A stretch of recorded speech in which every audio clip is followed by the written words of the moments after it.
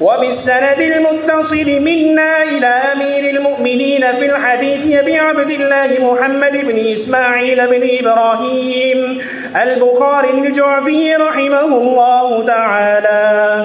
اللهم انفعنا بضيوفهم وضيوفكم أجمعين آمين يا رب العالمين. أنه قال: باب قول الله: ونضع الموازين القسط ليوم القيامة وأن أعمال بني آدم وقولهم يوزن.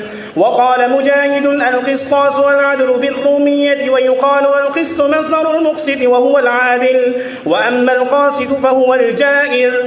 وبه قال حدثنا أحمد بن أشكاب قال حدثنا محمد بن فضيل عن عمارة بن القعقاع عن أبي زرعة عن أبي هريرة رضي الله عنه قال النبي صلى الله عليه وسلم: كلمتان حبيبتان إلى الرحمن خفيفتان على اللسان ثقيلتان في الميزان، سبحان الله وبحمده سبحان الله العظيم.